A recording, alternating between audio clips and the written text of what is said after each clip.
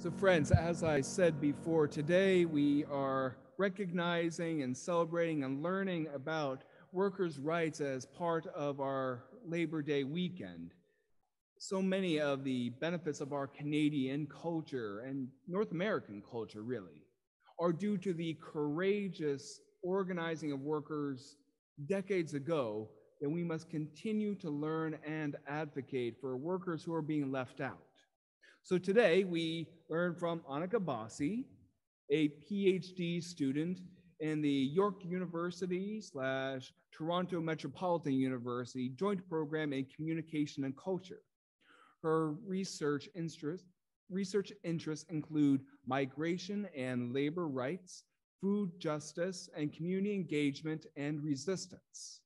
For over a decade, she has been involved in many projects and organizations surrounding different and intersecting food and labor issues. Anneka is currently an individual member of the Niagara Migrant Workers Interest Group. And additionally, she engages with actions with the Migrant Workers Alliance for Change and the Migrant Rights Network in their demands for permanent resident status for all migrants.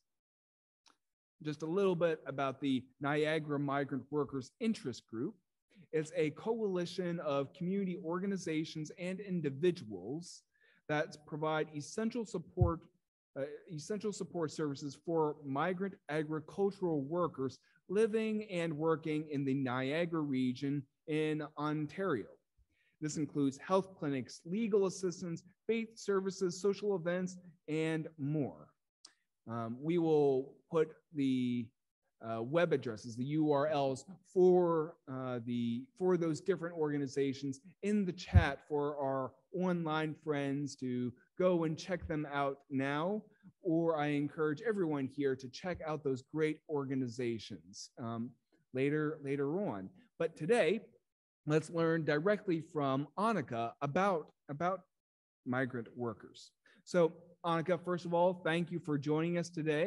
You are coming in from Hamilton today, so I think that deserves a round of applause from those of us who are here in Toronto. But I'm curious, Anneka, what drew you into the field of advocacy for migrant workers? Well, first of all, thanks for having me. So I grew up in Fenwick, which is a small town in the Niagara region. So I was surrounded by farms, greenhouses, orchards, and I've always been aware of migrant workers as they ride their bikes down my street and waving hi to them as they go by.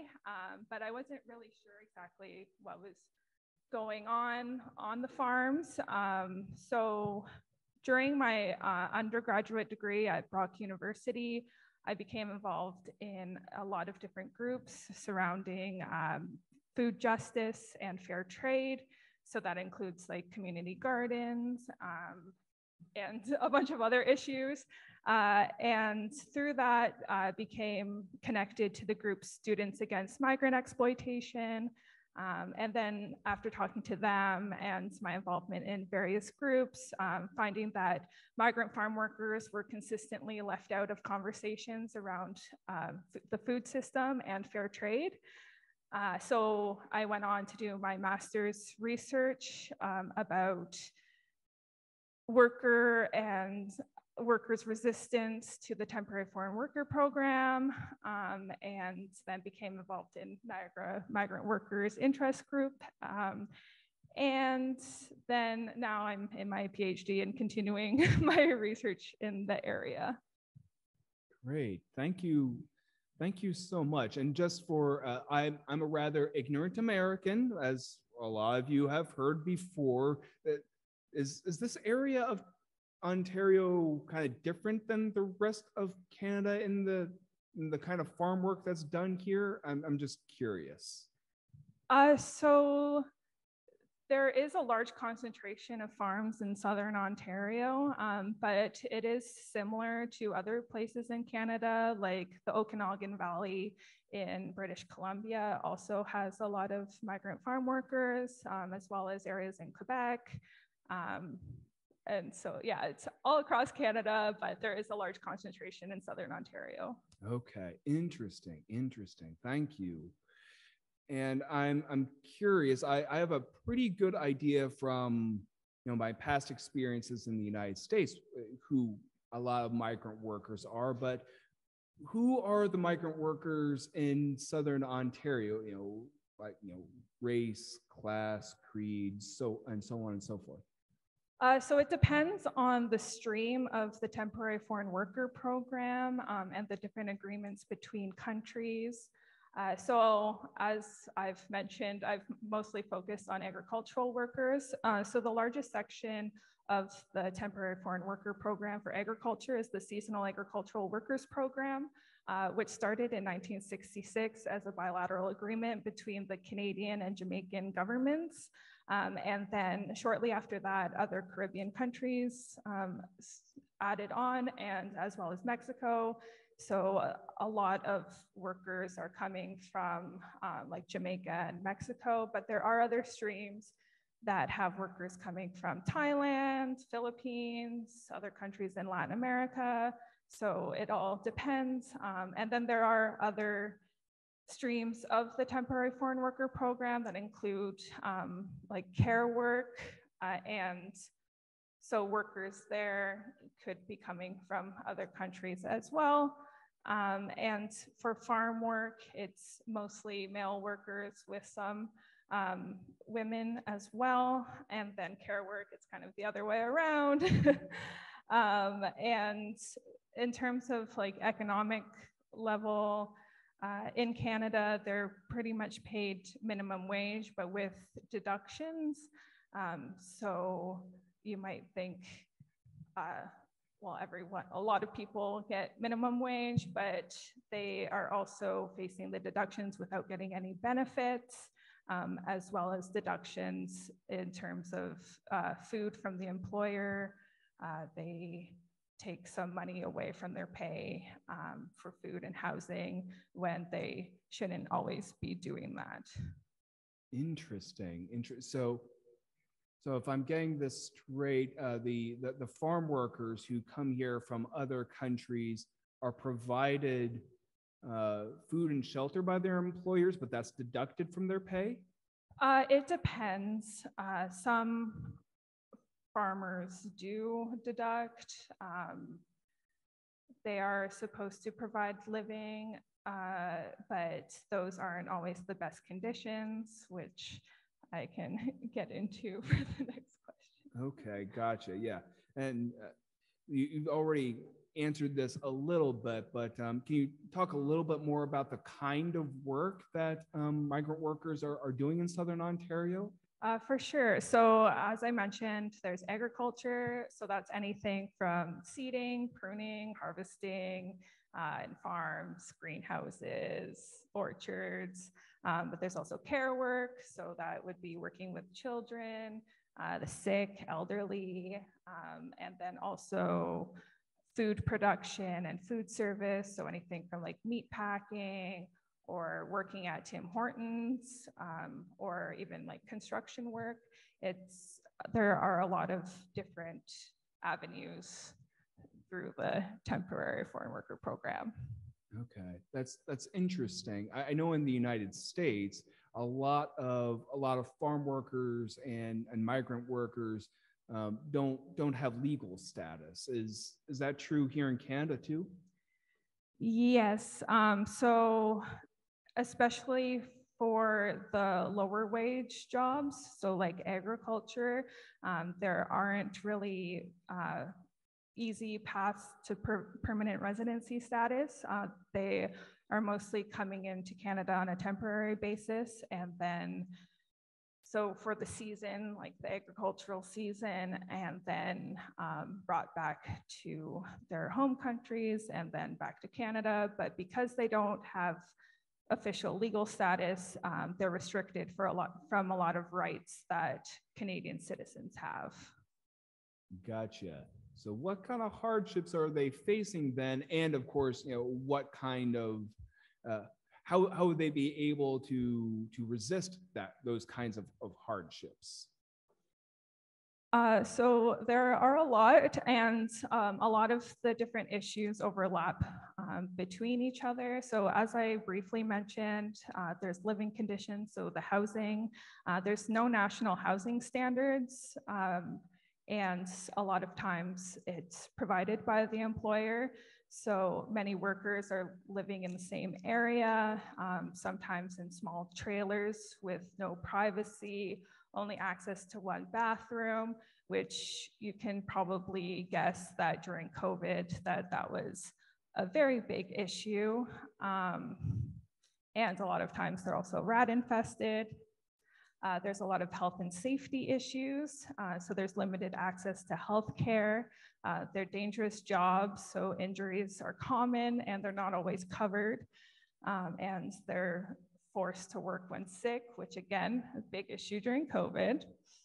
And there's often no translation when going to the hospital. So if like a Mexican worker gets sick, has to go to the hospital, they don't always know what's being told to them because no one is speaking Spanish. And then there are financial issues. So again, linked to the income deductions, lack of benefits. There's a lot of reliance on like community donations and like GoFundMe campaigns for different important surgeries and legal costs. Legal issues, so that could be like human rights violations and constant threat of deportation. So if they do speak out on issues, there's always the threat of just being sent back. And social exclusion and isolation. So they're in rural areas and lack transportation and are often excluded from the surrounding communities. Farm workers are also restricted from unionizing in Ontario. And that also gives too much power and control to the employer, and it's difficult to transfer to different farms along working days. And just to kind of wrap up that whole section about the hardships, I just want to quote Chris Ramsarup of Justice for Migrant Workers, who says, "It's not simply about a few bad apples, but the whole system is rotten," as you can see. Yeah, I think a week or two ago, I saw in some Canadian news outlet about how there was a Jamaican farm worker who recently collapsed and died in the fields. I remember reading something about how the employers felt very distraught at the time. According to the article, they considered him family, yet I can't help but think that's not generally the conditions that we put our family into. For sure, and that's coming around a time where a group of Jamaican workers in Niagara wrote an open letter to their minister of labor, I think, and just speaking out about the conditions that they face. But then the minister did not listen to them because he was coming to inspect the farms, but deemed that everything was okay. So that all is very recent and interesting. If anyone wants to read up more about that, I encourage you to. Right. That's terrible. That is really terrible, and it really should pull on all of our heartstrings here. But then that raises the question as well.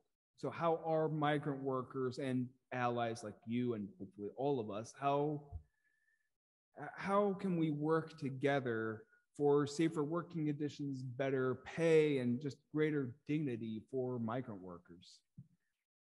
So I'll list some examples of some things that are going on. So like for the Niagara Migrant Workers Interest Group, or it's also called NIMWIG, so that's the group that I'm a part of. It's a coalition of different community organizations, as you heard at the beginning. So there's Quest Community Health Clinic and the Welland McMaster Family Health Team, who run clinics in communities for migrant farm workers. There's the Niagara Community Legal Clinic, who offers pro bono legal advice. There's Bikes for Farm Workers, who collect bike donations, clean up the bikes, and provide it to workers.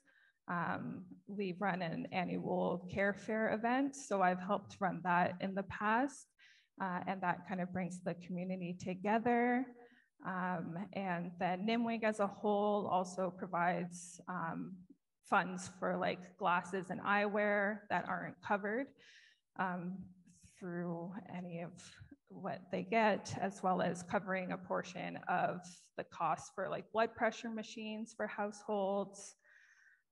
And then Positive Living Niagara provides sexual health education in Spanish for workers. And then there are other groups such as the Migrant Workers Alliance for Change, which is a migrant-led organization, and the Migrant Rights Network. It's a national coalition of organizations and groups.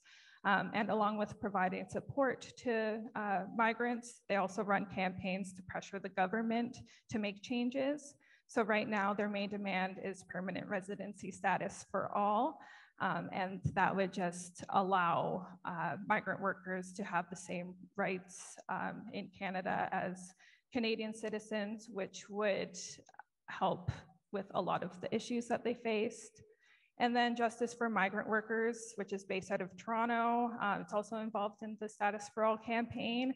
And like, as I mentioned, they help with like the Jamaican workers who had their open letter, and they help with like legal facilitation.